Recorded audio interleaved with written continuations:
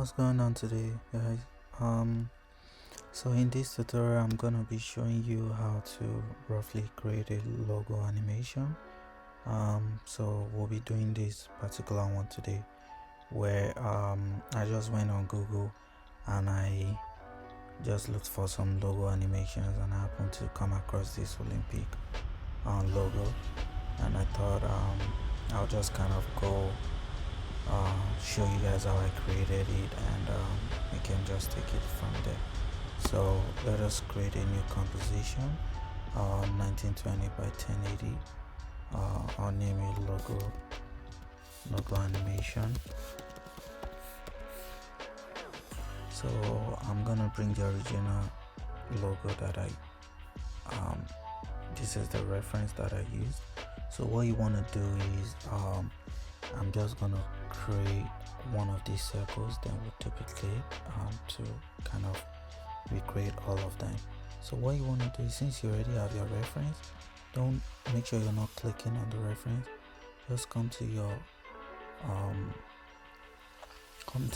mask tool there, and I chose the oval. Scale it up, and I just drag out, as you can see, to create my circle. And if you're wondering what I'm holding to create a circle, I'm just holding shift, and if I want to move it around while I'm still creating the circle, I just hold space bar. So cool. So I would move this to red, since I already have the red color there. I'll rename it red, and I'll duplicate. Let's say green, but I'll come up here, change the color, use the color picker. Okay, move it there.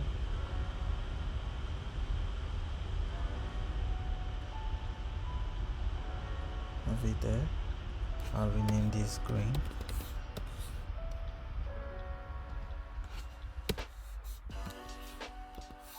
Green. I'll duplicate now. I want to make the black one. Since you already know black is black, I'll rename it black.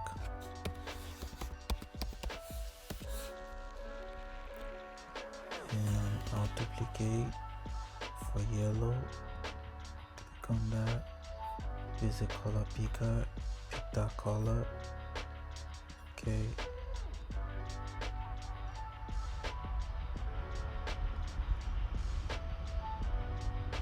Okay.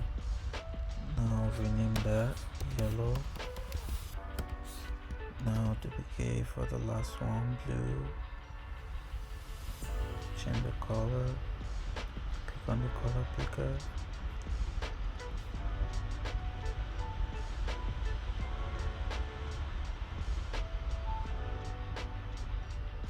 Cool. So now we have all our circles. So now I don't need this reference, at least for now. So let's do 5 seconds. Trim to compact.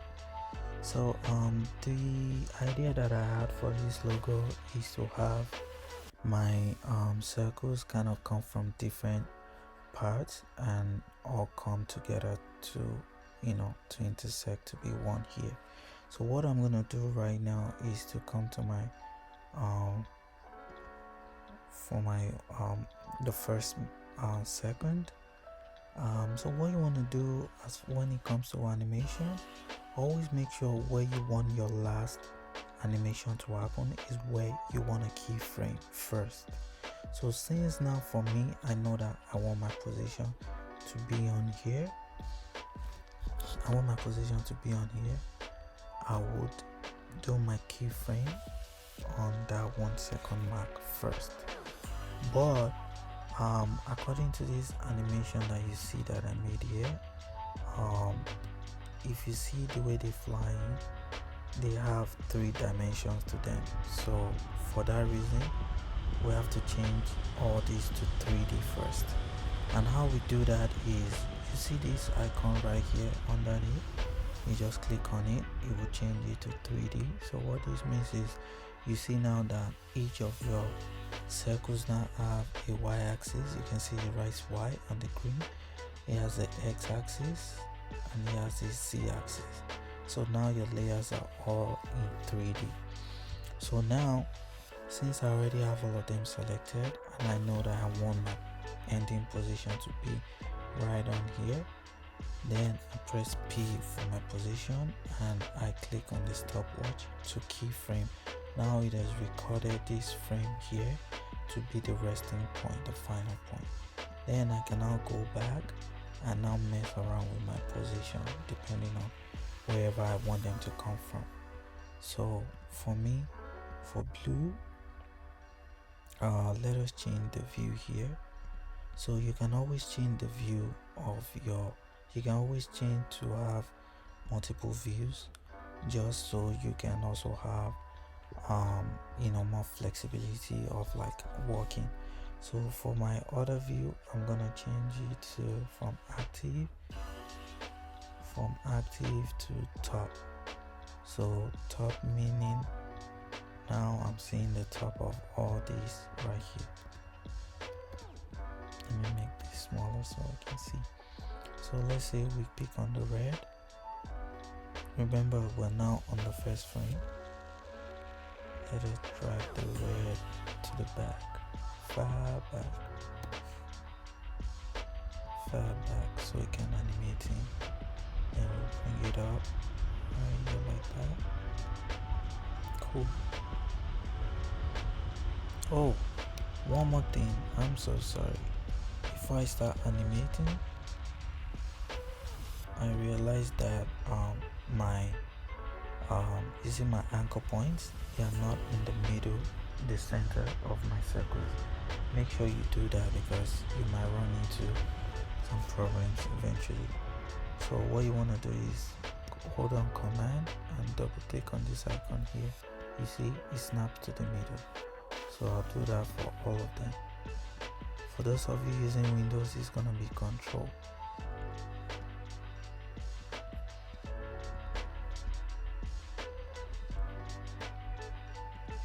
Okay, good. So now we can go back to all the positions. Now click on position, then go to the first frame as we were doing earlier. So now pick on my red and I push it back, all the way back, like that. And I move it up on Y axis. I push it to the right on X. Then I'll go to my green. I push green up, then I push it back, like so. Push it. Actually, let me push green down so it can just have some variety to it. Black, I'll push black to the back.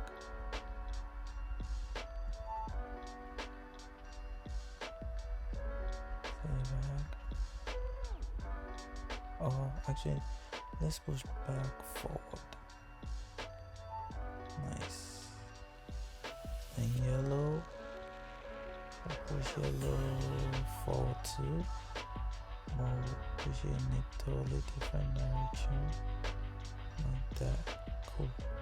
And blue is the last one. We'll just push blue a little bit to the back. And let's push it to the side out of frame. So now if I play back, you can see how all of them come in frame. Nice. Nice. So one thing I want us to fix is the fact that when they come in to the resting point, they kind of intersect, and we don't want that. So what I'm gonna do is, you see how all of them are on the same line? They can be, because they'll continue to intersect. So I need to figure out, we need to push back some and push some forward.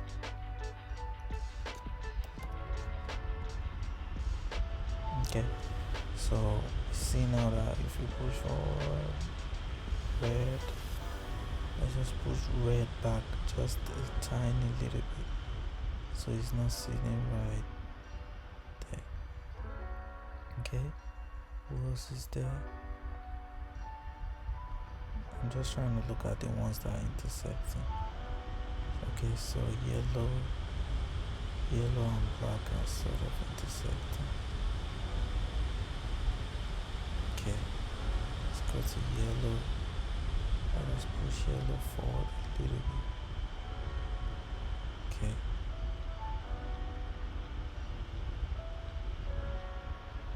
Mm.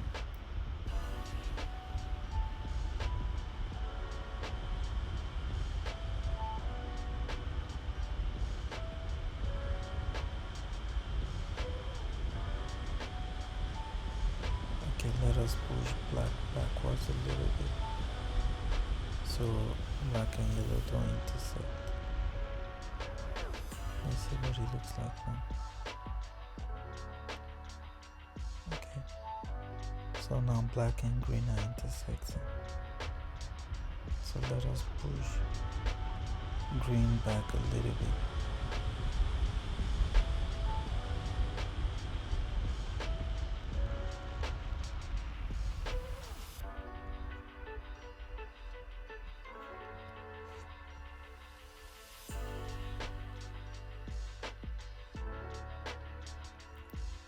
Let's see now.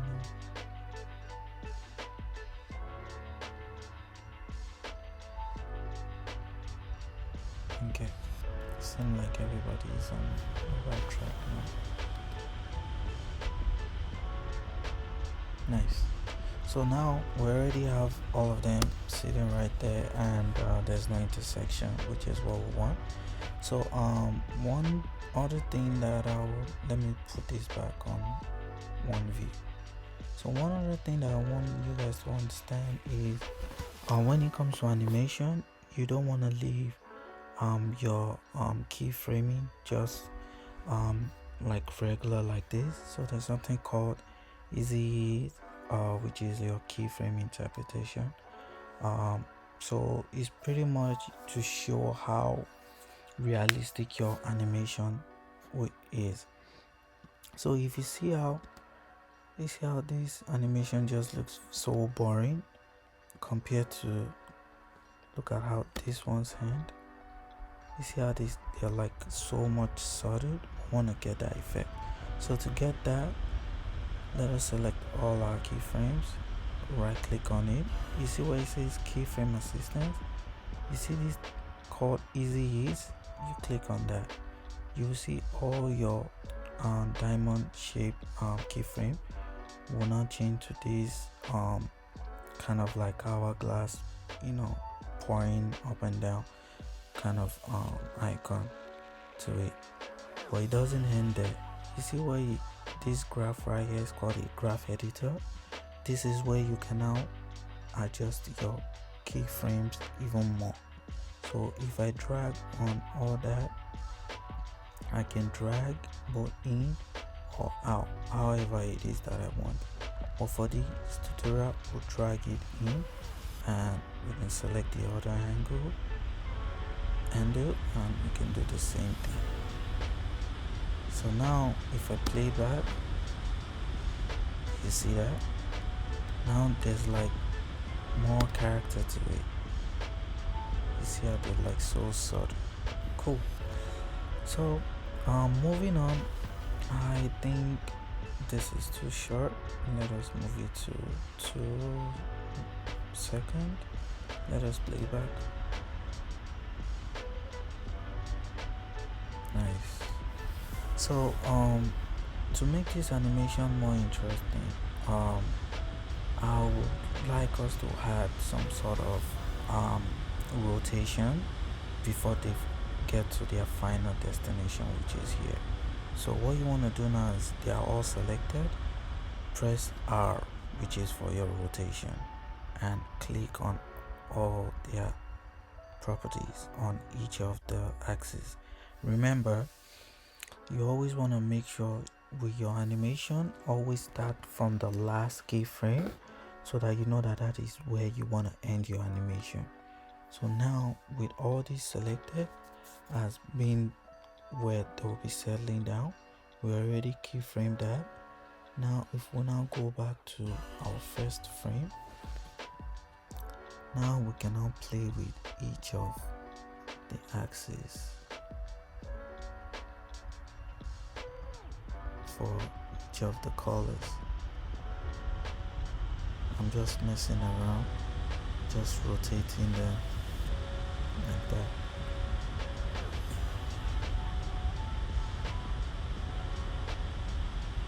So now let us play back.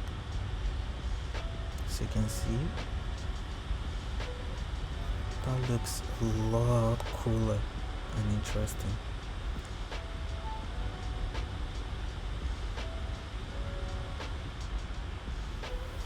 See that?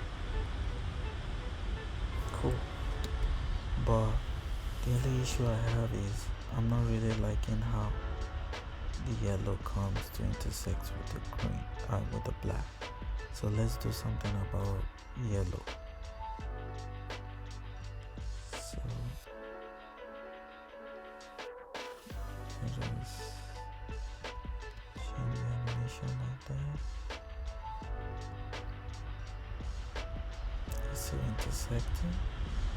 Maybe we shouldn't bend.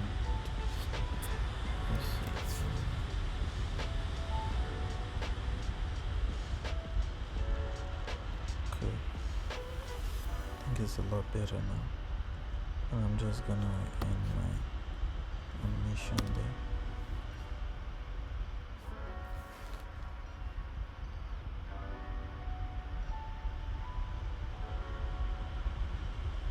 Nice.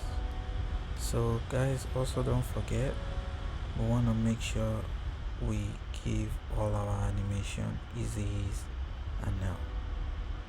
So now right click, go to keyframe assistant, click on easy ease. Now go to your graph editor, pull out, that's what she said, and pull in, that's what she said. So now if we play back,